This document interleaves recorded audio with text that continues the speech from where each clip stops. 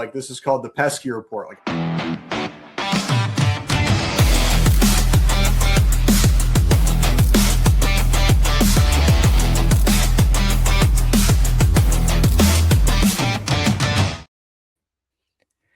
What's up, everybody? Welcome back to the Pesky Report, brought to you by Beyond the Monster.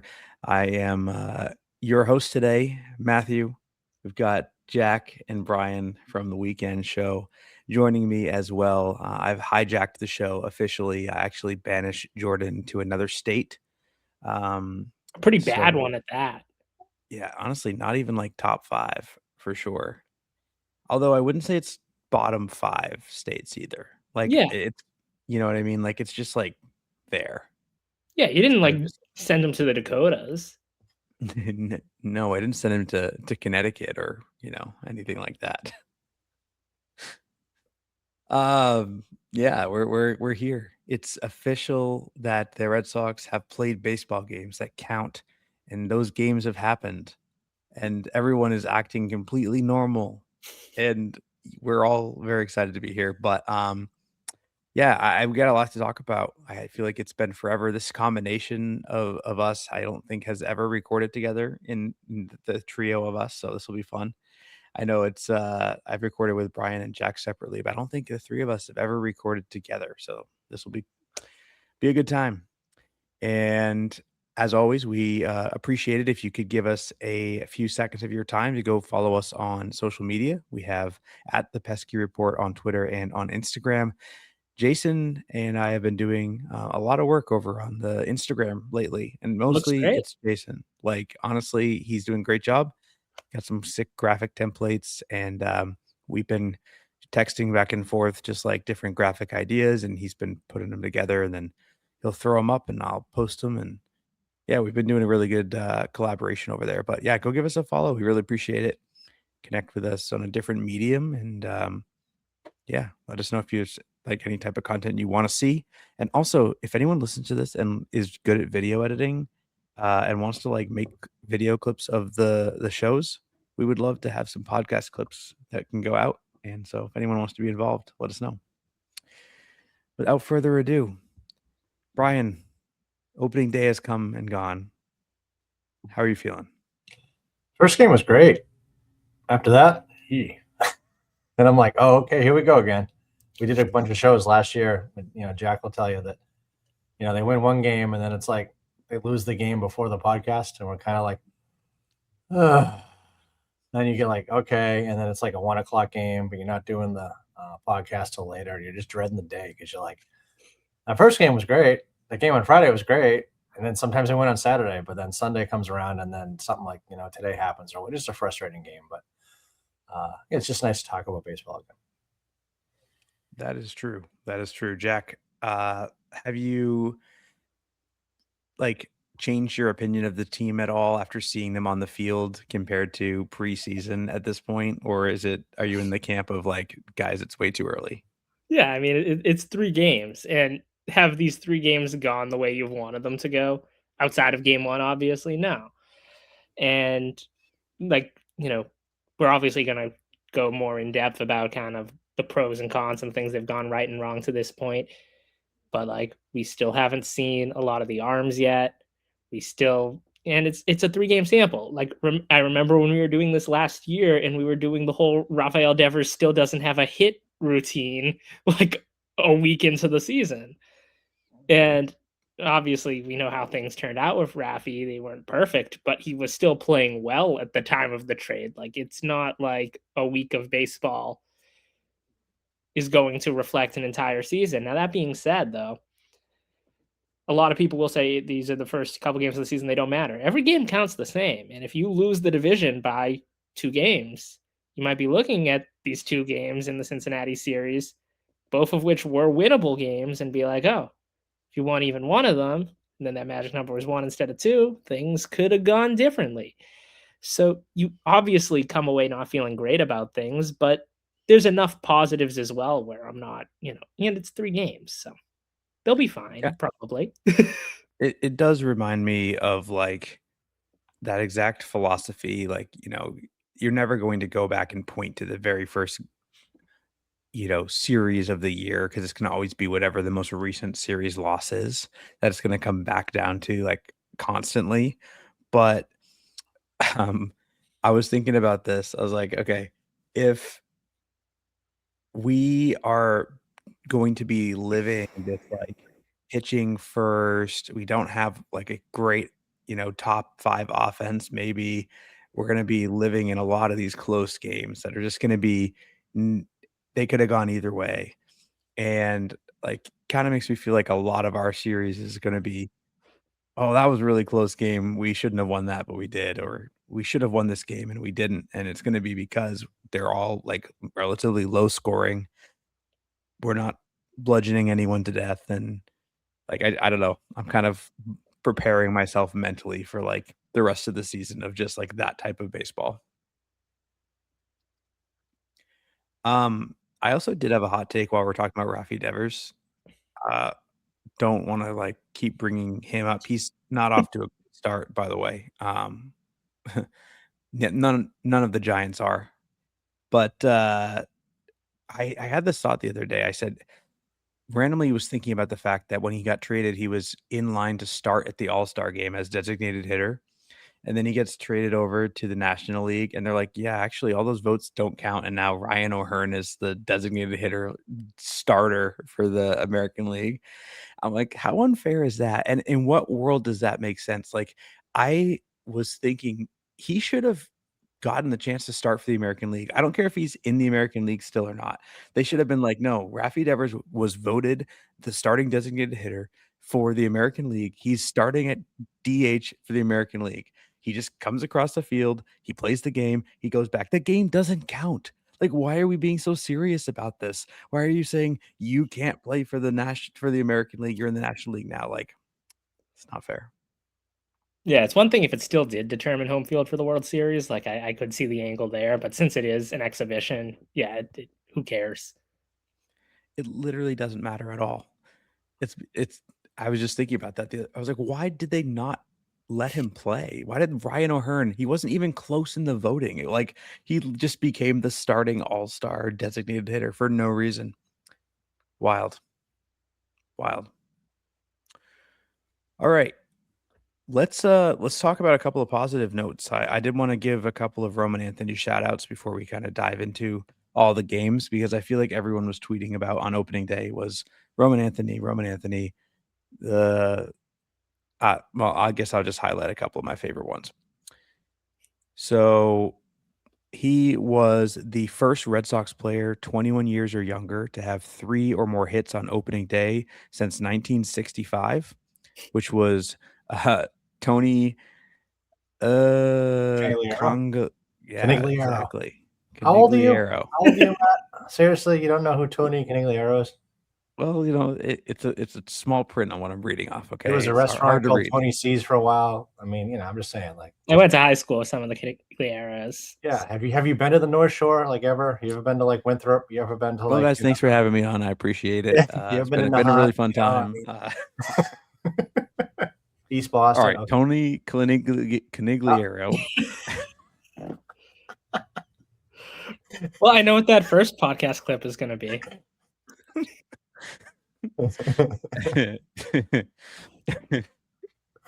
All right. Sorry, I gotta move on. See a para. He is Manny Ortiz. Okay. It's all right. Kevin Yuka clips. Yeah. He's Greek, right? Yeah. So, okay, all right. Roman Anthony, youngest player, 21 or younger to have 3 or more hits. He's the most recent player since Joe Mauer in 2004 to reach base 4+ times on opening day at 21 years or younger, which was very funny because then it was immediately done later that same day by, I want to say, McGonigal from the Tigers. Yeah. He, like, did the exact same thing later, but it hadn't been done in 22 years. So that was crazy. He was the 4th youngest opening day leadoff hitter in Red Sox history, and he was the youngest player to ever reach base in the Red Sox first plate appearance of a season. So that was a little bit of Roman's opening day. He went 3 for 4 with a walk, 110-mile-an-hour single that almost broke the first baseman's wrist, which is pretty nasty. Jack, what was your vibes, takes on opening day? I mean, it begins and ends with Crochet, and I know people were kind of, because once again, it's the Boston media. He didn't have the greatest spring training ever. He wasn't terrible, but he wasn't as dominant as maybe people would have wanted throughout camp. And then he came in when it mattered in a pretty small ballpark on the road, and he shoved, and he proved why he's, in that very short list with Skubal and Skeens as the 3 best pitchers on the planet. And, when he gives you that good of an outing, you're allowed to have 6 innings of Crochet. And ideally, as he builds up, you're going to get into those 7 or 8 inning games. But it's his first start of the year. I'm fine keeping it conservative. Then you're able to go Slayton, Whitlock, Chapman, 7, 8, 9. That's a recipe that's going to win you a lot of games as long as the offense is good enough. And they scored 3 runs. And hopefully, as the season goes on, you're not winning a lot of 3-1, 3-2, 2-1 games.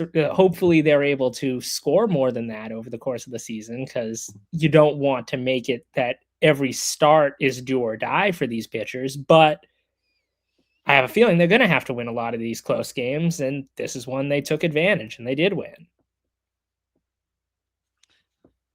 Brian, what do you think of the offense, I guess, specifically, because Jack just talked a lot about Crochet in there, but what do you think about the offense? And like, did you kind of get the feeling that this was going to be another year of like, oh my gosh, they can't get people in with scoring runners in scoring position? I know they were 3 for 8 with runners in scoring position during that game, but they left 10 guys on base. So I guess, what was your take on the offense opening day? Yeah, I mean, I think you look at it and it's like stories in the 2-hole, and it's like, okay, well, he was really productive last year, but has he been since he's been here? Probably not. Contreras, you'll get something out of him. He didn't get much out of Casas before he ended up, hanging it up for the season. Duran hitting third.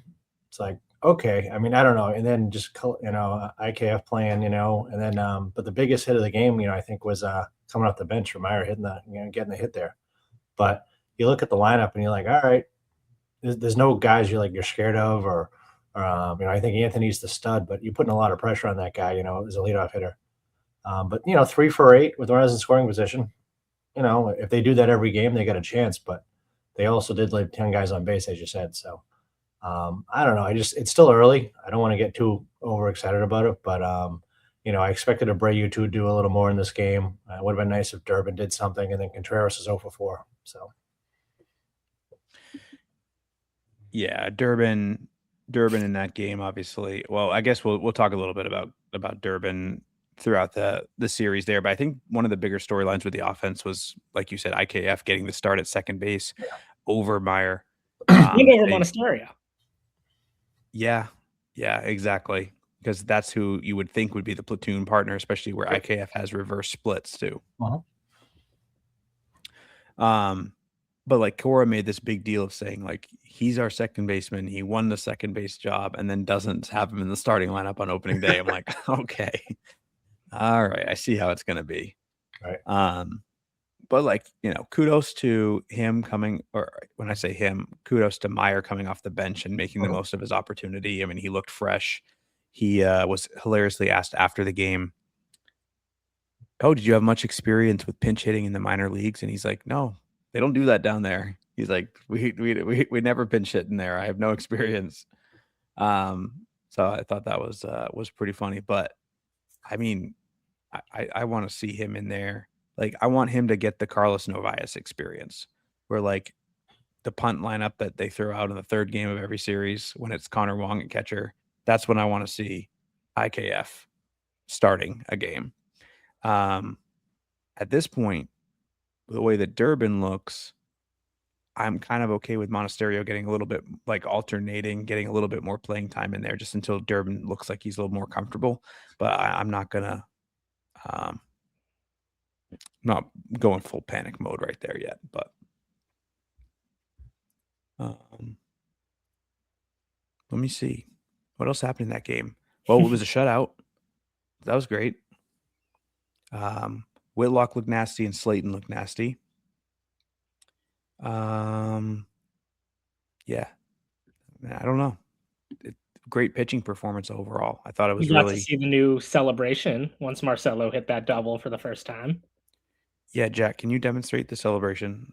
I'm good. I'm sitting right now. I don't want to really get up. It's been a long day. Right. Jack, we So put the kids to bed. Come on, it's okay. Like you can go past PG right now. Matt and I put a lot of effort in putting our kids to bed, so it's the adult show. So Very if you got true. something to share, it's perfectly fine. If they win the World Series, that's the bar. Maybe Okay. we'll have to. Okay, maybe we'll have to. You do have a limit. Okay, good. And it doesn't mean what you think it means. According to Marcelo, it does not. It does not. We got to figure out what it means. I know today, Will Abreu hit a double, and he put his hands up like he was going to do the celebration, and then he just shook his finger at the camera and did like a nope. You're not getting the celebration from me. So I don't know what's going on there with that, but I just can't wait to see Masataka Yoshida just like rip a double and just get up there, like see what he does. That would just be so funny. Ian Marcelo's acting has been on full display during the commercial breaks. Oh, thank you for pointing this out. This is great. Oh man, I should have prepped.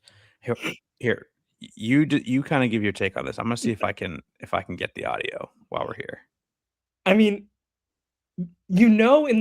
first off, just like with what the scenario presented in the ad is, like they're all chuckling that imagine if it was Jaren in this ad, and because there'd be some words you probably can't have in the ad if it was Jaren.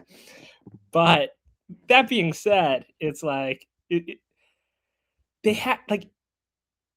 they obviously did multiple takes, and this was the best one. I want to see the rejected ones. If this was the best they could work with, I want to know what was worse than this. Jack, it was the same guy that decided that bug was a good bug for the scoreboard. Yeah. Broadcast, somebody at NESN who was making decisions over there. I mean, I'm not throwing anybody under the bus at NESN, but I mean, some questionable decisions over there. All right, stand by. I've got us hooked up. Here we go. Hey, Meyer! I bet your car's out of warranty and you pay full price for repairs. You bum! Ah! I've got CarShield. What? Customers like me can save thousands on car repairs. Wait, they can do that? Maybe you didn't know CarShield's been protecting drivers for over 20 years and are America's most trusted auto protection company. And maybe you didn't know that I know that you live in your mom's basement. Oh, how do you know that? Baseball players hear everything. Enjoy the rest of the game and call CarShield. You bum! I love how you can bum. see his eyes reading the cue cards. That's the. He's looking so clearly off to the left the entire time. Brian, you work in media. You just must have been just cringing at that the entire time. The first thing that I noticed when he was doing the commercial. Yeah. So yeah, well, hey, whatever. It was so good. I was laughing because the first time it came on, I was washing dishes, so I had my back to the TV, and I just turned around and I was like, "Is that Marcelo Meyer acting?"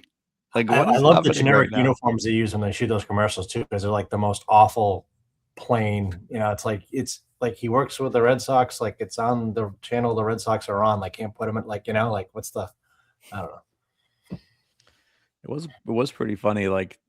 I wonder how far down the list they had to get before they were able to get Marcelo Meyer to agree to go on that commercial, because the other commercial from the same company is Kurt Schilling, which to air that on NESN after the whole Tim Wakefield stuff, sure.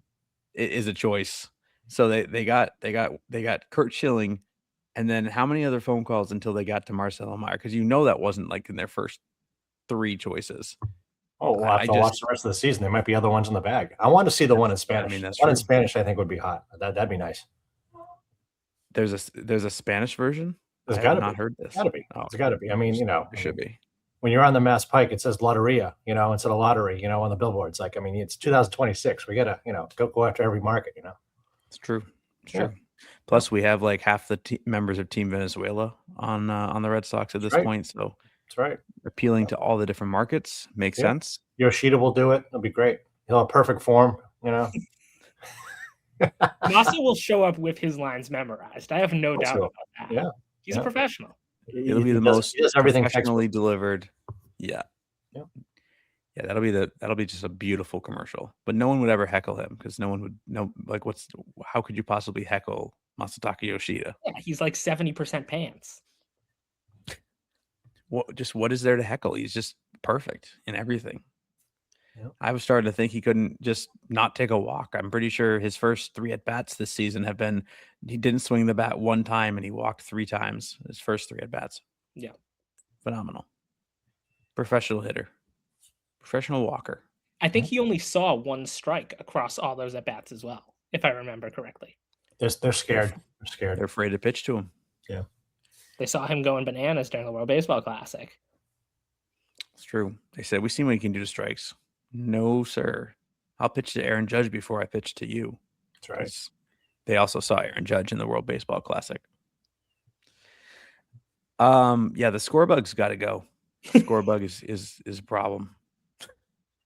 I do appreciate the memes that have been going around of like people blowing it up bigger and bigger and bigger and saying like, oh, I can see too much of the game. The scorebug's not big enough.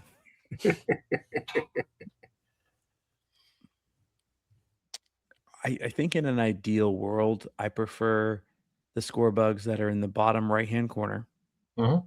and that are kind of like,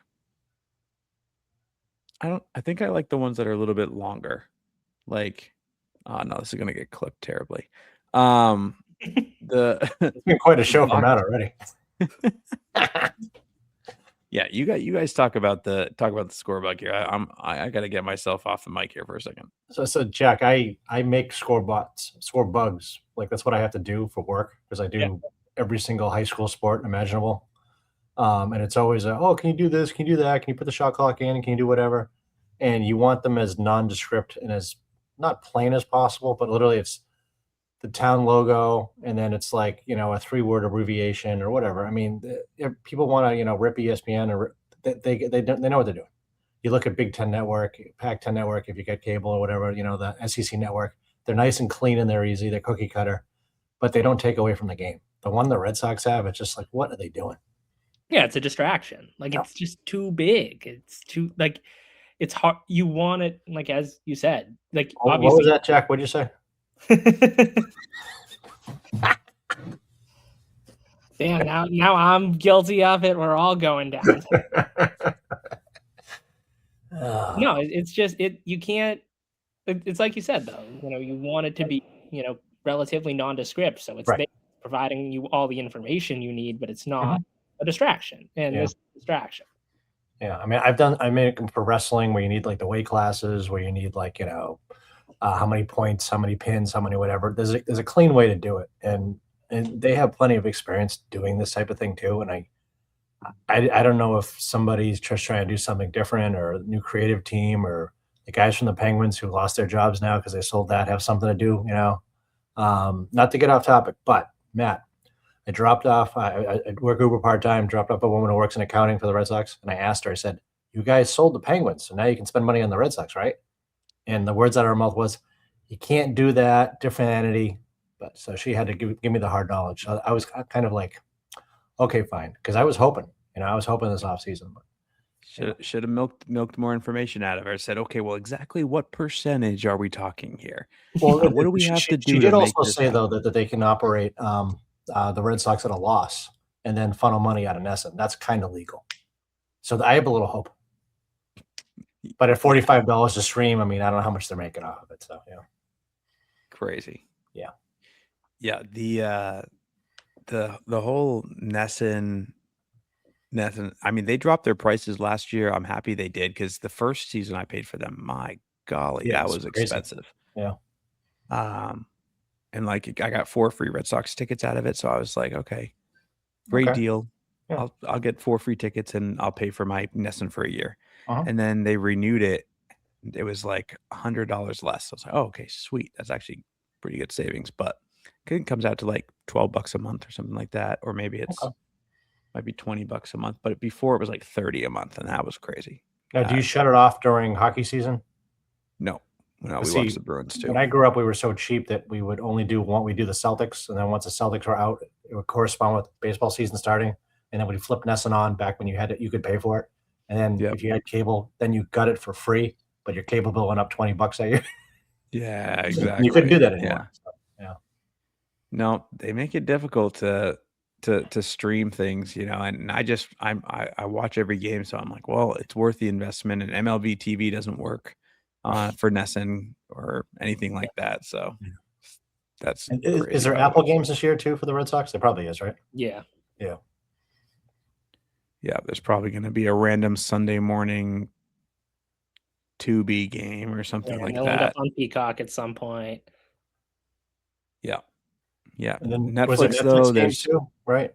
No, there's only Netflix is only doing the Home Run Derby and the Field of Dreams Classic game for the rest of the year. But we will miss, if you don't have Netflix anyway, you'll miss Will You're winning the Home Run Derby. So recommend at least getting that free trial for that. It's true. It's true. Jack, how do you consume your content? Is it through NESN 360 or the basic cable, or? It's like through NESN 360, but through my parents' Verizon accounts. Nice. So like I just throw my parents' Verizon login into NESN 360, and then it's like, aha, Sox. That's what I found is what works for the for Fox Sports for their app.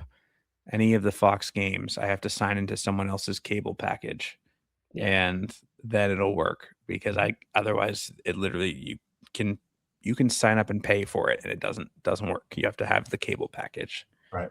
Which is absurd. But these pesky cable companies will do anything to get another dollar from you because they're going out of business. Game 2. You guys want to move on? Sure. Yeah. All right. Game 2. Trevor Story went 1 for 6. Roman Anthony 1 for 5. Jarren Duran went 0 for 3 with a walk. Wilson Contreras 0 for 2. 2 walks. That's the top of the lineup. We only had 2 hits out of the top 4 in the lineup that game. Not ideal.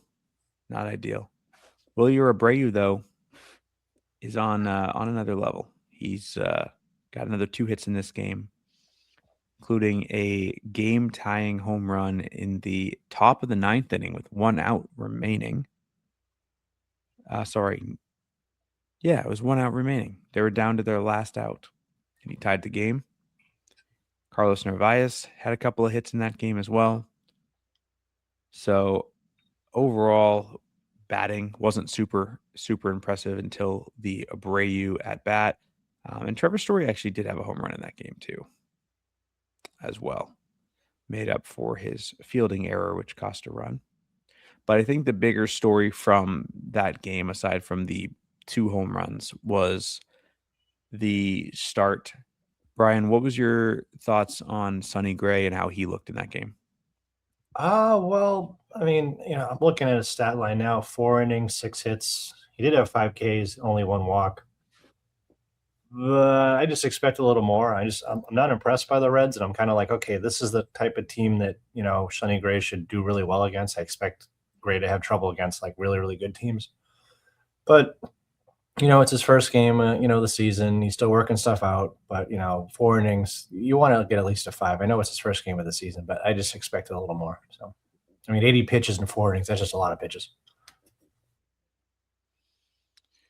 Jack, did you realize the Red Sox thought they were playing a game of wiffle ball? I know it's a small ballpark and all, but I didn't realize with the new systems that it was like a game of wiffle ball out there. No. What was your thoughts on the Sonny Gray situation? Yeah, I mean, it was frustrating because I know, once again, he didn't have the greatest spring ever, but in his last spring start, it looked like, okay, he's tuned up now. Everything, this is the guy we went out and we traded for. And I really liked the move, honestly. He's a guy who I've been kind of trying to get into Boston for a while. When he signed with St. Louis, he was kind of like at the top of my free agent list of like, this makes sense. He's a veteran guy who strikes people out and doesn't walk people. I know he had his troubles in New York, but he seems over them. Let's go get that guy. And, it was just kind of not a good start. He had seemingly no feel for the sweeper. And, it just wasn't great. I think, he's going to get back on the horse. I think he's going to be fine over the course of the season. I'm not panicking over one start in a small ballpark where the control wasn't there. He's too good of a pitcher. And I think the comparisons to Kluber are incredibly premature and insane. What? It's been like all over Twitter, people being like, it's Kluber all over again. It's like, guys, it's one start. Like, let's chill out. It's a long way to go before he's Kluber level. Yeah. Big time. Now, It's like, now let's I gotta all look take up deep what. breaths. Like, yeah, if this is every start and we're at, June 22nd, yeah, we're approaching Corey Kluber, Walker Buehler levels. But like, let's all take deep breaths. It's one start in a small ballpark. He's going to get the feel for the sweeper down. And when he does, he'll be a productive, like, number 2, number 3 starter, which is what you got him to be. Yep. Corey Kluber, opening day, 3 1/3 of an inning, 5 runs on 6 hits and 4 walks. Yeah. I'm trying to forget. I kind of forgot that was a game. I was there. Wasn't good. No. Were you in the family section with the whole town? That like what was he in Winchester or where he was living? And like that sounds right though. Yeah, it's somewhere, and like they had like the little league team there and everybody, and it's like his kids were there, and then he has that stinker. It's just that must have been so awkward. How was he the opening day starter? They didn't want to put that pressure on Sale. Yeah, was the justification for it, which is insane in itself. There's no one who thrives under pressure more than Chris Sale. He invites the pressure. The opening day, my golly. Yeah. Players manager. He was very bad with the Red Sox too. Yes, he was very bad. Let's just look at some of these stats real quick. Corey Kluber with the Red Sox, 7.04 ERA. Christ. Hold on. I lost it. negative 0.9 WAR. 3 wins somehow, 6 losses, ERA 7.04 in 15 games. He threw 55 innings and gave up 43 runs, including 17 home runs. It's not good. 17 home runs in 55 innings. Wow. 21 walks. That's crazy. He had as many walks in 55 innings with the Red Sox as he did in 164 innings with Tampa Bay the year before. Crazy.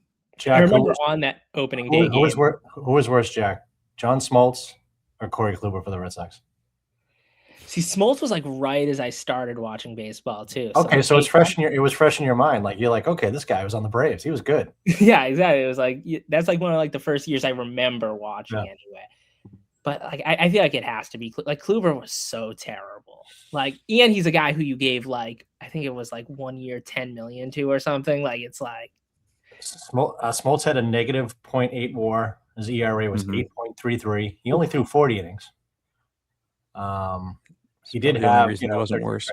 Yeah. So, but he's bad. He's pretty bad. He did only give up 8 home runs, though, for context. Yeah. Only 8 home runs.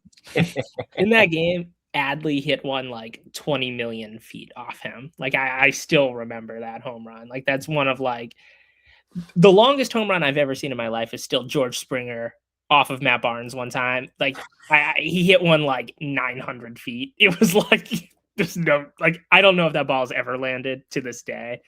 Yeah. But former UConn teammates, Matt Barnes and George Springer. Yeah. But Adley hit a nuke off Kluber that opening day start. I can't believe that he just fell off that quickly. And then we just put him on the Phantom IL halfway through the year. And that was that. Never heard from him again. I'm pretty sure it was after a start in Cleveland. And I don't remember if he was starting or if he came in relief in Cleveland. But they just let him pitch, and they let him pitch, and they let him pitch. Let me see if I can find his game logs here, because I feel like that game was so bad. His final appearance. Okay. No, Yeah, he it got a was save in his final appearance. it was not. I was wrong about it being in Cleveland. That was one of his final appearances. But it was about a week later. It was Minnesota. And he threw the last 3 innings of a 10-4 win, and he gave up 4 runs, including 3 home runs. So notably, in a 10-4 win, he was the 4 runs. Yeah, it was 10-0 when he came in. Oh yeah, that Wow. Cleveland game though was terrible though. Oh my god, he gave up 11 hits in 3 1/3, 7 runs. That was the game I was thinking in my head was his last game, Yeah. because I remember he got absolutely tattooed in that game. One I can't remember strikeout. who. Yeah. Imagine being the guy who came in struck after out. him. Like, you gotta feel really bad about yourself. Yeah, he was one of those. He was definitely a pitcher that pitched. He sure He got was. Josh Naylor looking. That was the strikeout. Oh my word. Was CB Bucknor behind the Oh my plate for that game? Let's see. Oh yeah, we can't wait to discuss that. Well, that's the game we're in right now. Oh, So, yeah, I think other than Sonny Gray trying to tag someone with his bare hands, and could have just thrown it to Carlos Narvaez, and overall just spinning the ball too much. The bigger story from that game was CB Bucknor behind the plate with one of the worst umpiring I think you've ever seen. Yeah. I don't know. Have you ever seen a game that bad, Jack? I mean, I have, definitely, is the thing, just because like major league umpires are so bad at their jobs a lot of the time. And like I've obviously seen the clips of, that playoffs game where Livan Hernandez had the world's biggest strike zone ever. But I mean, it was just terrible. Like, I've never seen Trevor Story as mad as he was yesterday, and understandably so, because it's like the protocol is on a check swing, appeal to the guy on one of the like first base, third base umpires, because they have the clear vision on it. And just like, you could almost tell that Bucknor was getting like aggravated with the amount of ABSs being used by both teams. And obviously the Sox ran out of their challenges early, and that was ultimately their undoing in the game. They still had their challenges. I have a feeling they win that game, or at the very least, maybe something goes their way to help them out in the later innings versus, outside of, obviously you get the Willier home run, but like everything was kind of going wrong until you get there. But it was just bad, where like, and you have to put your ego aside in that role and just kind of realize, like, I have to follow what I'm supposed to be doing. Got to go to the base umpires and, try, like, and Cincinnati was getting atrocious calls too. It's just they still had their challenges, so they could successfully use the ABS on it. Like, it's not like he was like biased against the Red Sox. He was just like terrible at his job, and everybody was being impacted by how terrible at his job he was, because there were some horrendous calls against the Reds as well. Like, this isn't a case like a Laz Diaz in that Sox Astros playoffs game where it's like, oh, the Sox cannot get anything to go their way ever. Like, this is a case where both teams were getting penalized. It's just Cincinnati still had their challenges. I will defer to you in a second, Brian, because you had the scorecard that you sent over. Right. So if you want to read off some of the highlights from there. But there was a very epic sequence, and if you're listening to this, you haven't gone back and rewatched it. The clip was going quite viral online, but it was ironically Ryan Watson's first. It was his major league debut. He has the bases loaded against Eugenio Suarez, and he pitches a ball, gets the strikeout, strike 3, starts walking off the mound. Suarez challenges the pitch, gets overturned. Very next pitch, another pitch slightly outside the zone, gets called strike 3. Suarez again challenges the pitch, gets the call turned in his way, and then Watson ends up getting Suarez to ground out, and he gets out of the inning anyways. But just a hilarious sequence of striking a guy out in a huge situation twice, and both of those calls getting overturned back to back. And CB Bucknor was so like visibly irritated by the second one that was there, that when the crowd like lost their the crowd loses their mind at the overturned pitch, and it was quite hilarious. So because it turned out okay for us in that particular situation, I'm fine with saying that I liked that moment, and I think it'll be cool to see more moments like that happen the rest of the year. Did you see the Twins manager get thrown out today?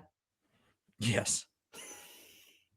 I like the call from the radio when they're like, "You're arguing with robots, man. You can't beat the robots." It's very funny. I don't even know what he was arguing, to be honest with you, because the pitcher, which was Ryan Helsley, just immediately tapped his head. Yeah, it was instant. He couldn't have humanly done it faster. Yeah. And I literally don't know what he was out there arguing. It's hilarious. Anyways, Brian, what's the scorecard here for our good friend CB? It's probably the worst one I've ever seen. 88% accuracy, 197 pitches of 223 were called correctly. Supposedly +1 runs for the Red Sox, but I mean, Jack and I both probably agree that that wasn't the case. I mean, a lot of those calls they shouldn't have gone for the Red Sox, and it would have changed the game, I think. Yeah, and what it did say, I looked into the scorecard, it counted the ones that were overturned by ABS as still like negatively impacting Cincinnati, even though they were overturned by ABS. So like that's kind of where the run differential stuff comes from, is that it's like if it wasn't overturned by ABS, Cincinnati would have gotten hurt more than the Red Sox, I guess. Yeah. 12, which they would have. 12.2 fewer correct calls than the average umpire. But the biggest ones were the bottom of the 5th, Weiser to Trevino, 2 outs, runners on 1st and 3rd, 2-2 count, ball called a strike. Top of the 4th, Singer to Story, 2 outs, runner on 2nd, 3-2 count, ball called a strike. And then bottom of the 2nd, Gray to Trevino, which, I mean, whatever, I'm not going to talk about that too much, but I might as well because I started. 0 outs, bases empty, 2-2 count, ball is called a strike. That Story pitch was so bad. Yeah, this is crazy. I mean, it's ABS challenges 6 of 8, accuracy on called balls 97%, and strikes 72%. Like, yeah, I mean, it's just I don't know. It's just I listen to the game on the radio, and I think I sent a group text out, whatever, and I talked to some of my friends. I'm like, it can't be that bad, is it? And they're like, you have no idea. Like, you have to see the game. And I watched it later. It was crazy. The craziest thing is that we blew those 2 calls. Like, of all the games to incorrectly challenge, and one of them was very close. Like, I can't remember if it was Myers or who had the second one, but I can't remember, but they were very close. It wasn't like most egregious calls ever, like someone from the Twins did earlier today, where they challenged a ball that they watched for strike 3 with the bases loaded, and it was like very clearly like almost in the middle of the plate. Like, I don't know, like he just challenged it for save face. I don't know. But yeah, these pitches were really close. But later in the game, Caleb Durbin got a strike. I can't remember if he got rung up or if it was just a strike 2 or something like that. But it was like very clearly high. It got called a strike, and he went to tap his head, and he just like got frustrated because he remembered that, oh yeah, we don't have those anymore. So it's not like Chris Webber where it's not a technical foul. Like you know, like if you try and review a play and you can't review them, there's no penalty, huh? So I think he just played it off like, oh yeah, I was just scratching the back of my head right here. Yeah, I just yeah. I think that was if you look at the ump scorecard, that's the one that's right at the top of the zone up there. I think. I'm trying to think, Matt. Angel Hernandez, he's probably got a couple 88% in his pocket somewhere, right? I mean, what do you think, Jack? I mean, he's right up there. 100%. Yeah. So Yeah, probably worse than that, honestly. yeah, He was. I don't look at him that often, but I just I pulled that up. But yeah, Hernandez is the only one I think that's even in the same ballpark, literally. Well, is Bucknor. if you go to the ump scorecard website, you can actually sort them by largest to smallest for accuracy. Wow. Which is pretty fun. So rabbit hole. Yeah, I'm going on here right now. Umpires. Let's see. Here we go. Accuracy. Currently, Dan Lasogna is less accurate than CB Bucknor, but not by a lot. He's 87.88% accurate compared to 88.34%. Marvin Hudson, how far does it go Gibson, back? and Bill Miller. Past 10 years or how? Like, what's the? This is 2026, but you can go multi-season. Okay. You can say 2015 to 2026. Let's see here. I'm just wondering who the best is because I mean we're throwing people under the bus, but I'd like to know who's like really good. It's probably somebody we never heard of. The best. Yeah. Let's give some of these guys some credit. The best. Derek Thomas. So he's only done 72 games, but he was 95.5% accuracy. Okay. Mr. Thomas, we need you to do more games for the Red Sox. Yeah, if we want to get to someone who's actually done like 200 games, it's someone named John Lipka. He's done 200 games. Yep. But these are all the people that have like a 90+ percentage. Most of them are relatively new. Okay. If you start to sort by people who have the most games, the accuracy definitely diminishes. So seniority is not always paramount. Okay. The tenured umpires are garbage. That's what you're saying. Well, like umpires are like offensive linemen in the NFL. Like if you don't know their names, they're probably really good at their job. And like if you do know their name, like they suck.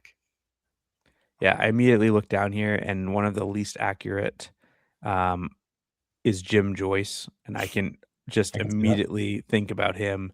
And he was at 90% for like a 10-year span here, but he was at 90% accuracy, and he's one of the worst to do it. And he's still right like 9 out of 10 times. You know what I mean? But it's crazy. Like in this field, like you got to be better than that. Yeah. Joe West, 90.8% accuracy, one of the worst. Don't see Angel Hernandez on this list. So I don't know what's up with that. There's just Jack is like, wait a minute. Wow. That's some horseshit there. Okay. You gotta see what's going on. Angel Hernandez apparently is more accurate than Laz Diaz. Laz is pretty terrible. He averaged like almost the same accuracy, I guess. But let me see if I just change it because I feel like he got worse. Like I think if I change it from like 2021 onwards, then you probably have Angel Hernandez worse than he was. Let's see.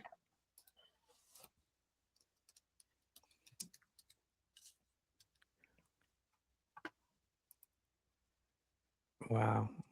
93%. He got more accurate as time went on. That's crazy. That is crazy.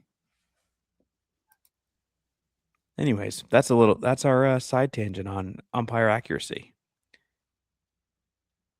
In the last 2 years, CB Bucknor is the bottom of all the umpires for accuracy, though 92.37% in the last 2 seasons. They don't do it for the minor leagues, right? Because I'm wondering, like, if you have to have a certain parameters to become a major league umpire, you know, they probably don't track that. It's not in there for team filters, so probably not. I think this is all just major league. Yeah. They probably don't have the StatCast data to figure out the. That makes sense. Yep.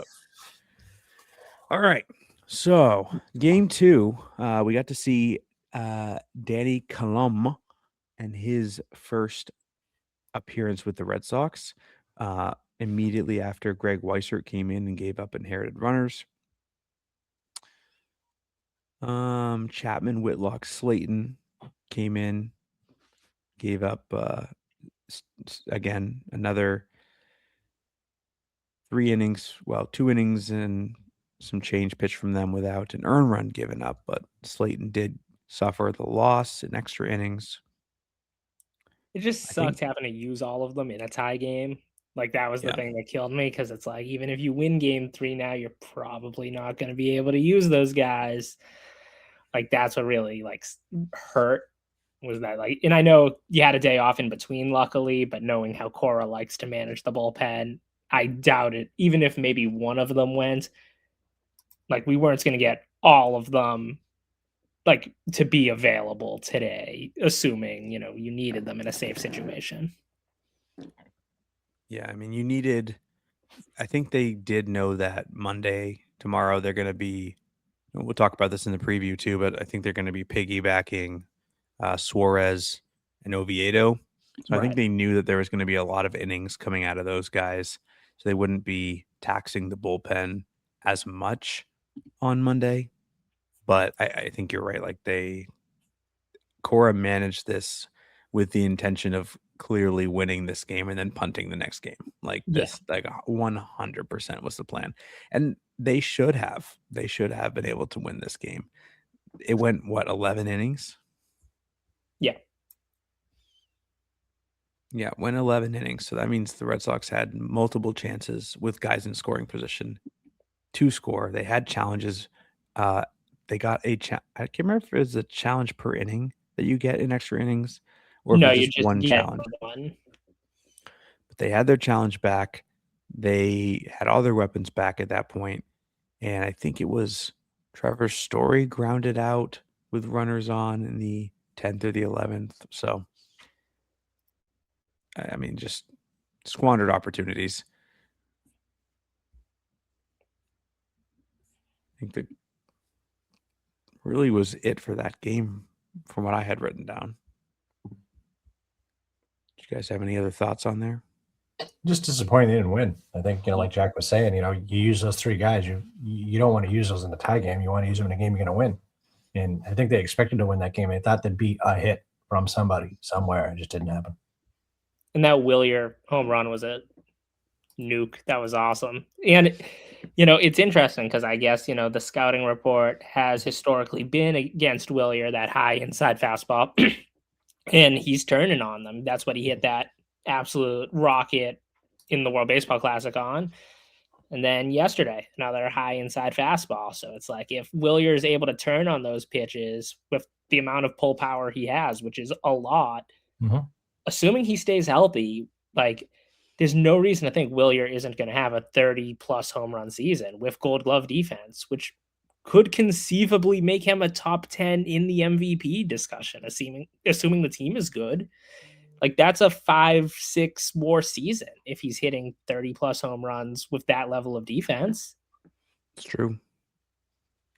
I think it's not going to be as exciting as some of these other guys, but it's consistent quality play. But I feel like he always starts off the year kind of hot, so we'll see how this shakes out. But you had a good take on the lineup. So game 3, the lineup comes out, and I think this was kind of where you were talking about, like, seeing the vision here, Jack. But they said, okay, we're going to be sitting Narvaez, we're going to be sitting Rafaela, and we're going to be starting Yoshida in left field and DHing Roman Anthony, moving Jaron over to center. They moved Abreu up in the lineup to 5th, and Meyer got the start at second base. So talk a little bit about the vision that you can kind of align yourself here with. Yeah, and I mean, I get what Cora's kind of crafting here with the concept of, in a game where Masa's in and Rafael is out, and, if assuming you're going to be winning this game in the later innings, it's a better position to have yourself in to then put Rafaela into the game in place of Yoshida and have your best defensive alignment, or at least something resembling that, at least in terms of athleticism, with Duran and Rafaela and Abreu out there, as opposed to if Masa's the DH, you're either taking Duran or Anthony out of the game, who are two of your better hitters, or you're just essentially resigning yourself to the fact that Cedon is a pinch runner in that game, and his glove isn't going to bring you any value when it's the most valuable glove of a non-catcher in the American League. So I totally get it, and I'm all for it, especially because I think the Masa is a bad left fielder has been vastly overstated. He's fine. He's not like great or anything, but like I've seen so many worse left fielders. Like the way they act, like Masa's like, he just doesn't have a lot of range because he's not like the fastest guy ever, but he makes routine plays. His like roots to balls in the air are not bad by any means. He has an adequate arm, not a rocket, but once again, he doesn't have a noodle. Like, he's fine. Like, I've seen so many worse left fielders. Like, to react like Masa is Hanley Ramirez. It's like, no, he's fine. Yeah, the play today reminded me that he's fine, but it's just so scary watching him out there because like he's so small too. Yeah. So you see him running across the field, you're like, how is there so much open field out there? Like, is he gonna get to this ball? And it's just like, oh no, he's gonna get there. Okay, yeah, he got there. Yay. But the whole time you're just thinking, like, man, how is there so much grass of like between him and Duran? Like, what is happening right now? I think there's a lot of things that do make sense about Masa playing in the outfield and getting some run at it too. I think that could be at play here, which is like, let's show some other teams that he can play left field. Look at this. He's a serviceable outfielder, guys. Who wants him? Who needs a left fielder? Because very, very soon we're going to have a Tristan Casas problem. We're going to be having anyone else that's climbing their way up from the minor leagues problem. Like, there's just too many mouths to feed. And I think pretty quickly they're going to figure out that like they need to make a move. And so I like the idea of giving him some additional run, reminding people that he's fine in the fields. Do I think he's actually going to get moved? Because it hasn't happened up to this point. Probably not. But that would be some ulterior motives I could see. He's going to get at least 2 more starts in the Houston series because of the left field. They feel confident that he can play it, which makes sense because Jose Altuve can play the left field over there, and he's much shorter. Wow, I'm like losing my voice. This is crazy. Let's see. What else happened in that game? Trying to think. Connolly looked good. He did look good. All he ever does is look good. Like, it's crazy, you know. He had such a great spring. He obviously was so good down the stretch. He isn't the reason you lost Game 3 in the Bronx last year. He pitched as well as he could have given the circumstances, you know, being asked to do that when, you know, a little over a month earlier he was in Worcester, you know, and to have that opportunity. You know, he has a lot of poise. He's, you know, he has a full arsenal that you hope is only going to continue to get better. He's kind of untouchable for me at this point. Like, he really is. Like, I would not trade this guy unless like it was a, you know, obviously, yeah, if you're getting Paul Skeens or you're getting like something completely absurd, yeah. But when I see people just kind of want to be like, oh, you can throw Tolley or Early into anything to make anything happen, it's like, I don't want to throw Early especially into anything. And I love Tolley a lot as well, but I think if like you had to move one of them, I'm more willing to move Tolley at this point. As great as the fastball is, and as much as I love his attitude, I love his Team USA presentation, I love the mustache. But outside of the fastball, I don't see that full arsenal developed. And ideally, I want to hold on to both. I think people who want to trade these guys are getting ahead of themselves and overthinking a problem. once again, unless you're getting a Paul Skeens, you're getting a Bobby Witt Jr., you're getting like some insane thing you shouldn't be able to get. But like, I think Well, when you know who's not getting Paul Skeens? the Yankees, The Yankees. Ben Sherrington's finest moment of putting the phone on Do Not Disturb. Just not even calling back. Jack, aren't you glad though that the Red Sox manipulated his clock, and kept him in Worcester, and didn't bring him up like everybody said was going to happen? I mean, wasn't that like a great move? Oh wait, they didn't do that. Yeah, no, and I respect it, and I think there's a chance, they're thinking logically, which I know with this administration doesn't always happen, which is that there isn't a clear front runner for American League Rookie of the Year. There's a good chance he's going to just win it anyways, and he's going to get that year of service time anyways. Okay, all right, yeah, there you go. So why even bother with trying to manipulate the situation? Like, I think there's a very good chance Connolly Early wins American League Rookie of the Year. Like, I have right a little... now it's yeah, between him, Chase Stillwater, and McGonigal. Yeah. Like, I have a little DraftKings ticket in on it. Like, it was plus 1,600. I'm like, I'll take Connolly at those odds. I think this is not a betting podcast, because if it was, we would have said to bet on Tyler O'Neill hitting a home run on opening day, which that's true. Didn't happen, and that we would have lost that bet. So that's why this is not a betting podcast. But no, he's been great, and I want him here forever. Like, I do not want this guy moved. Yeah, he's very, very professional, calm, collected. Every interview he does is just like, oh yeah, I'm here and I'm mentally ready to go. And I like that. I like him as a person. I think it's great. We'd love to get him on the podcast at some point. I don't think we've had him on. I don't believe that. I don't think we've had so him on. Yeah, we've had a bunch of him and those Tolley guys in a while. double interview would go crazy. It would. And Peyton is a friend of the pod. This is true. Greg Weissert, though, not a friend of the pod.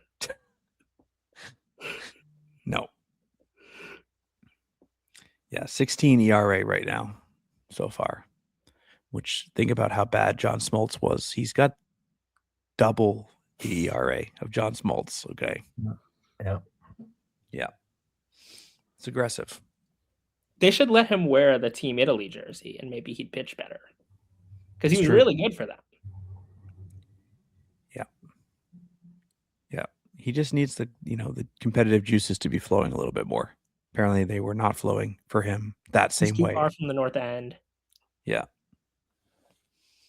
He needs some espresso in the dugout. We need Bradfo to reclaim the baseballs and boring sticker that's on the Team Italy espresso maker that they're auctioning off.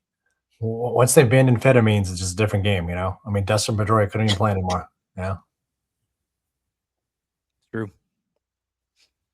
But yeah, I think the last thing that we had really from like the series or the game is just Caleb Durbin is like another area of discourse where people are ready to jump ship with him already. Yeah, 0 for 4, 2 strikeouts again. Yeah. Yeah, I think he's going to be fine. It's just depressing that he hasn't. Well, actually, there's two things I want to talk about. It is a little depressing that he hasn't even gotten a hit yet. Would like to see him have some success. He just is that scrappy guy who can put the ball in contact, put the ball in play. But they're having him batting 5th or 6th right now. He needs to be like batting 8th or 9th. I think that he would be just like a really good guy to have at the bottom of the order. Yeah. To put, just keep the line moving for those other guys. Do you think they make too much of a big deal, Matt, about the left, right, and they just put the best lineup out there. Like, don't worry about having they go back and forth, like that's what they're trying to do. And it's that's why he's batting 5th. We never used to worry about little things like left, right, left, right. Yeah. You should just put your fastest guy first, and then your second best guy, you put him second. Then you put your best guy third, and then you put your slugger 4th. And that was just it. That's just how you did. And then you said, okay, well, what's my next best hitter? He's going 5th. Didn't matter if it was right, left, right, left. you just batted them. Like, I don't know what the big deal is. Damn analytics, making the best hitter second. Like, it just screwed baseball up completely. You know, it's like now Mike Trout's hitting home runs again. Like, it's fucking anarchy. Yeah. Put him in center field. What is this? Like 10 years ago? What the hell's going on? The only thing is, though, like, they could easily still have the right left thing and just move him to like wherever Rafaela is. Just like replace him and swap him and Rafaela around, or Narvaez when he's in the lineup. Right. The problem is, like, those are the three guys who probably should be those 7, 8, 9 guys, and they are all the right-handed guys, and that's like the issue you run into. It's like, I think Durbin's gonna be fine. I think it's just, the whole thing we were kind of promised all off season was like, we're gonna get that right-handed bat. Yeah. And like, it felt like the promise of the right-handed bat was in addition to an Alex Bregman. It was like, we're going to keep Alex Bregman and we're going to get that right-handed bat. So then when they trade for Contreras, it's like, yeah, okay, that's good. I like Wilson. Yeah. Good hitter, professional, good fielder over at first, world champion. A lot of traits you want, good teammate. Great. And then we're going to get Bregman back, right? Then they don't. And like, now, I don't think I've been on the pod since that Bregman contract was handed out. I wouldn't have necessarily given him that contract either. I think, like, for the years of Alex Bregman you're buying, that's a very high price. But at the same time, like, then you needed a real answer to pivot away. And like, as much as people like make fun of Eugenio for all the strikeouts, and all the strikeouts are annoying. Yeah, he struck out 194 times last year and has had seasons where he struck out over 200. He also had 49 home runs last year. And he's a true pull power guy who you'd be putting in Fenway Park. And when you see what Cincinnati was able to bring him back to their organization for, like 1 year, like 18, 19 million, whatever it was, it's like, huh? The Sox didn't get involved in that? And I'm not saying, that's the difference between, winning this series and not winning the series, even though Suarez had big hits this series and Caleb Durbin had no hits this series. It is demoralizing. And obviously Durbin's a better defensive player than Suarez. And doesn't have the same level of strikeouts generally, even though this series, not so much. I don't know. I would have really liked Eugenio. I would have liked having 2 Suarez's on the team. You could have had the R Suarez, E Suarez jerseys. Those would have moved like crazy. And you would have really assembled Team Venezuela, having both of those guys, having Wilson Contreras, like having Willier. You could have just ran it back. But, I think Durbin's going to be fine. I have a terrible feeling that David Hamilton's going to have a better season than Caleb Durbin this year. That's like the thing that's ringing through my brain. Is I think David Hamilton will, when this is all said and done, have a better year than Caleb Durbin, and then there will be discourse. And I'm not saying if you don't make that trade, David Hamilton in Boston would have had a better season than Caleb Durbin, but David Hamilton in Milwaukee will have a better season than Caleb Durbin in Boston, and that's the thing that freaks me out. And that's not even mentioning the Kyle Harrison of it all, who, if that changeup looks the way it did in spring training, he's going to have a really good year. And I know you already had 1 million starters, and Harrison was probably going to be in Worcester no matter what. But like, when you start turning the Devers trade tree into you got Caleb Durbin for Rafael Devers in like 2 months of Dustin May, you start to like feel even shittier about the whole thing than you already did. Dustin May's first start was interesting. If you want to take the time to look it up today, he had a great time out there. Probably leaning over backwards, watching the balls fly over his head multiple times. I would imagine. He had a good spring too, which is funny because people were like, Dustin May might be fixed. And once again, it's one start. You can't overreact to one start, but like, it's really funny how like the whole spring narrative was Dustin May is good again, and then his velocity is back, so that was the biggest thing. But right. We'll see how that translates. Yeah. So I think Connor Wong getting 2 hits and having an extra base hit in his first game of the year was probably the only thing I wanted to talk about, because he didn't have an extra base hit until like August of last year, I think. And he had like 3 multi-hit games all year. So it was pretty crazy. I think Jordan had it. Let me find it here. It was so crazy when he got that first RBI. It was like, like, because I don't think that first RBI came through either until like June or July or something. It's like we waited It this, was- and it was a sac fly too. Like he didn't get a hit. Like it Yeah. was a sac fly. It's like, oh my god. I thought he almost had a home run though. Like legit today. Thought he almost had a home run. But yeah, he didn't have his first extra base hit until July of last year. It was crazy. Good for him. Hopefully we can get some decent hitting production from our backup catcher that plays in the punt games. That would be nice. Well, we're a little over an hour, so if you guys have stuck with us this long, we appreciate it. Hopefully you enjoyed some of the discourse between Corey Kluber and John Smoltz and umpire scorecards, and lots of content to clip and take out of context for sure. We predict in the Houston series. We are. So I got the pitching probables pulled up right now. Red Sox are facing all right-handed pitchers for the Houston series. We've got Lance McCullers Jr. going on Monday versus Ranhar Suarez. And then we've got Brian Bayo versus Hunter Brown. And the closing finale, Garrett Crochet versus Mike Burrows. Prediction time, Brian. 2 or 3. You lose the first game, win the next 2. You think that this offense is going to beat Hunter Brown? I like it. It's got a chance. Bold prediction. Jack? I'm gonna go 2 of 3, but I think they drop the middle game. I'm scared of Brown, and Bayo was kind of up and down throughout camp. But I think McCullers isn't real at this point. Like he doesn't pitch anymore. Like I'm not that. I know Suarez also was very up and down both throughout camp and the WBC, but like I trust the veteran arm there. And then I just think, I'm never going to pick against Crochet. I don't think I did once last year. I don't think I'm going to again this year, but I get freaked out by Hunter Brown. That's one of, the 10 or so best pitchers in the game. And Bayo has been a little shaky to this point, but I hope they sweep, but I'm going to go 2 of 3. Yeah, I'm going to go a little more pessimistic. I think they're going to win the finale. I like everything you said about the Crochet start. I think Mike Burrows I'm not afraid of Mike Burrows, but when you're going up against Crochet, it is what it is.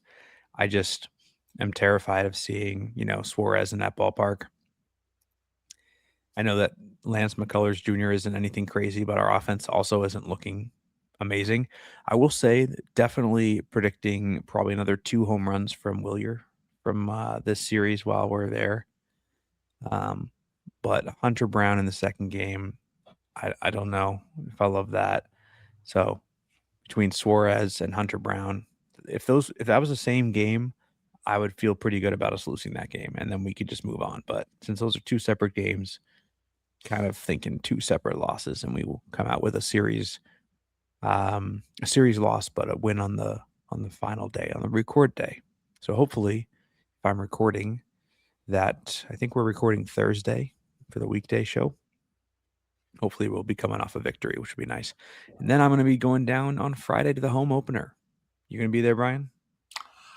No, just no. No Patriots Day, no home opener. Probably no. No, I am going to 2 games in April because I got to go. But I hate April games. They're too cold. They're miserable. It's awful. They closed the Regina's now too. Yeah. They closed Thornton's Grill, which was my hidden gem. Nobody knew about it, and it was not near the park. Also my go-to. Yeah. They got rid of that. Then they closed the Regina's, which I'm like, I hate Blaze Pizza. I can't stand Sal's because it's right under my seats. I'm like, what are they doing? And then they put in like a Turkish restaurant. And I'm not American Turkish food, but like my dad's like, well, that's out. So we're trying to figure out like where to go now. So if anybody has any ideas near Fenway, the Greek place on the same street as Thornton's was. That place is good. Yeah. The Greek place is really good. Yeah, I've been there. There's Tiger Mama, which I'm not a big fan of. Like I'm trying to look for Eastern Standard reopened, but that's like a hike now from the park. So I'm trying to, if anybody's got any ideas of any places to eat now, like I need some info, So. Well, Fenway's going to have the new lobster poutine now. So you can just eat right there at ballpark. And then timeout, close for a minute, and then reopen, right? I think. Yeah. Which I'm like, whatever. So yeah, I wish there was just some better restaurants that weren't, an hour and a half wait for like a hot dog. And then we end up just going to Yard House anyway because we're a bunch of tools because it's just easy. And then the Johnny's place is okay, but it doesn't really do much for me. So I don't know. Well, I will be on the lookout for a new place for you, Brian. You should. Well, what do you do, Matt, for fruit? Do you eat before you even get to the park? Are you one of those dad hacks that you're like, I'm not spending that time money? You got to remember that I live up in Maine, right? So the travel time of me getting there is almost non-existent for like having time to like do things afterwards because I usually just day trip, so like there and back. Okay. So like I'll grab breakfast from on the road, and then when I get down there, I'll usually eat actually something at the ballpark. Okay. Probably Which it's not bad. We went to the Bill Burr show when he was at Fenway, and every restaurant was banged out. And we ate at the park, and it was not awful. Like outside the park, like on Yaki, whatever the hell they call it now, because you can't say that anymore. But my wife and I had food, and it was great. But it'd just be nice if there was more stuff near it, But I don't know. We'll see. Jack, what's your go-to, Jack? What do you do when you go to the park? What do you do? Yeah, I either go to Tasty Burger or I just go to the Greek place that I said. You know what place is good too? I think it's called Pemberton's or something. I haven't been there. It's next to, so if you know where Regina's used to be, it's a little further down, not at the supermarket. It's across from Tiger Mama, but they had these lobster rolls in the summer that were really good, and it wasn't like $50. It was actually decent. They have fries with like the Old Bay seasoning on them, like crinkle fries, which nobody makes crinkle fries anymore. It was really good, and it was short money. It was like, I think it was under $20 a person. So yeah. Noted. For lobster rolls, that's a good deal. Oh yeah. I hear the price of lobster is going up this summer though. That's what I've been hearing. Probably. Well, the hack is you get them at Market Basket, and you get just the fresh lobsters. Then you just make your own lobster rolls. That's the way to go. That's what we do. I will give Market Basket a shout out. They are expanding closer and closer to me. The closest one right now is 30 minutes away, but still worth it when we go. That's one of the things I miss about not living in New Hampshire anymore. Was getting away from the Market Baskets because you're in Hannaford country, right? And in Maine, we are deep in Hannaford country. Yes, ankle deep. Yep. Yeah. We got like 3 right here in Augusta. It's crazy. I sneeze and I'm like, oh, there's another one. Yeah, them and Aroma Joe's. They're everywhere. All right. Appreciate you guys hopping on with me tonight. Hopefully we'll actually I forgot to ask you, Jack. Are you gonna be at the home opener?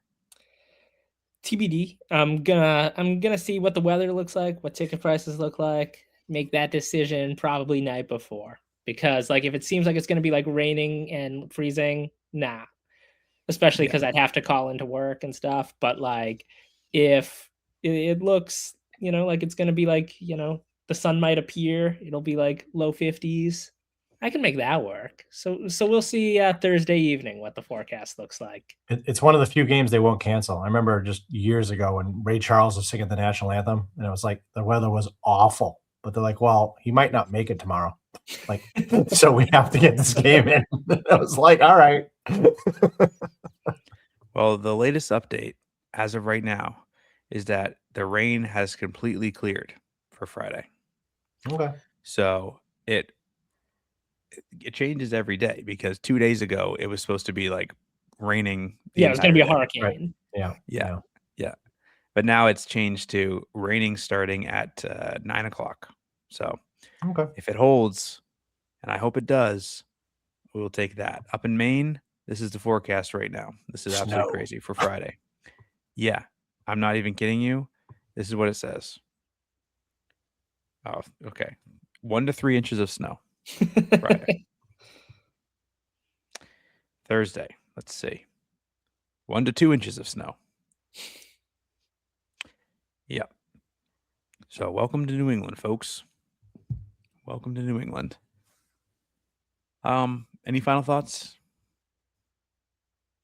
I'm good. All right. I've got one. It's I got a tracker going on Twitter, Instagram, tracking a countdown to 20 home runs. Going to be any player that starts hitting home runs for the Red Sox, we're going to be counting down till they get to 20 because Zip said that we're not going to have anyone hit 20 home runs. So we're going to actually count down every player's path to 20 home runs. Going to be doing that. So follow along. No one's at 20 is crazy work. Like if someone said no one at 30, like sure, but no one at 20, come on. Yeah. So feeling good about that. Also have a Red Sox Podcasters Fantasy Baseball League going on right now. Haven't had a chance to really talk about it a little bit, but had an awesome time drafting. We had guys from Play Tessie, Section 10, Baseball is Dead, Pod and Lansdowne, Not Another Sox Podcast, Pod by the River, Red Seat Radio. We had Robbie Hyde on there. So it was a really, really decent group. And we had some folks hopping in on the live stream. We were drafting live for like 3 hours because I set the picks way too long in between each pick. So that lasted way too long. But I fell asleep during the draft and I woke up. I'm like, I didn't pick those guys. I'm like, I did. It was on auto. I just fell asleep. yeah, I halfway through, I'm like, I'm gonna change the pick time on this because 45 seconds between picks is or it was like a minute and a half between picks or something like that. Like, no, crazy work. But yeah, it was nice. We had I think Steve and Jake from Section 10 weren't actually drafting, but they were in the room with those guys, and they had a Section 10 camera. So every time they would pick, they would come off mute and I'll clap. Nice. It was very, very funny. Cool. And then at one point, what was it? Pat from Play Tessie FaceTimed in from a bar in Florida, and Cotillo made an appearance on the live stream and said spots remain. So that was quite fun as well. But we'll be giving some updates of that. It's me and Jordan, pod on pod violence here, week 1. So I'm currently kicking his butt though. So, but the reason I say that, whoever wins the league, they're the podcast that gets represented on the loser of the league's show. They're going to be having to wear some merch from the winning podcast on the loser's show. So it'll be a fun time. But that's all I got for final thoughts. Nothing else? Anybody got anything else? Going once. Actually, I got one last one. And it's actually a Red Sox stats tweet from today about how, I guess, and I must have missed this, I must have been out of the room when he said it. But I guess Dave O'Brien today was talking about like how like when the Sox made the Valdez and Willier trade, that everyone around the league like was like, wow, getting Abreu is a really good move. No, they weren't. Like no one liked Willier Abreu really that much as a prospect. I actually did prefer him to Valdez just because the Valdez being tiny and bad at defense always freaked me out, even though I thought the bat would be better than what it turned out to be. I was just concerned that he was small and sucked as a second baseman. But no one was like, oh, the Red Sox really made a shrewd deal for Willier Abreu. Like, no. Like he was like their 19th ranked prospect after we got him. Like he kept developing and has become a truly very good player who I think has a legit chance of making the All-Star team this year. But don't rewrite history. No one was patting themselves on the back over Willier Abreu. But thank you, Chaim. We did think that it was I remember when the package came in, I do remember people saying, well, that's a package you couldn't turn down if you're the Red Sox. Yeah.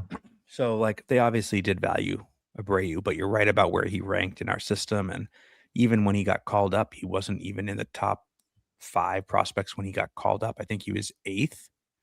So people weren't super excited about him getting called up over some of the other names in the system.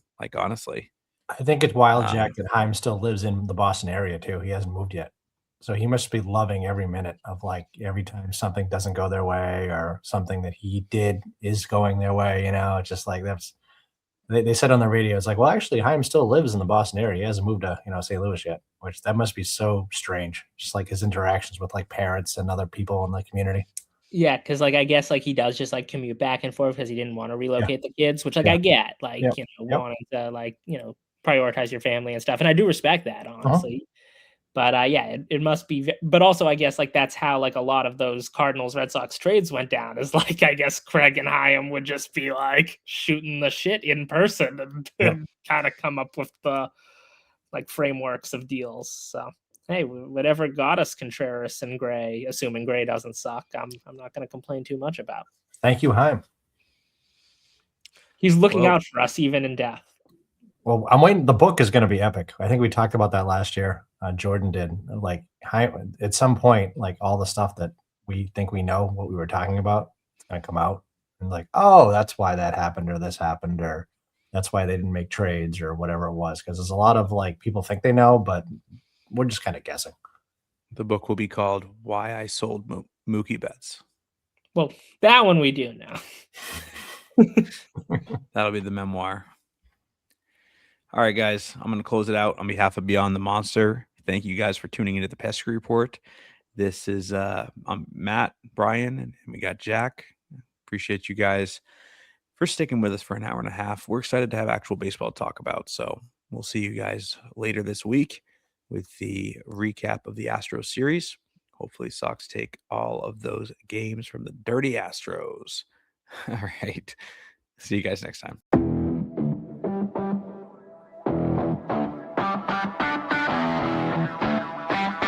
Like, this is called the Pesky Report. Like,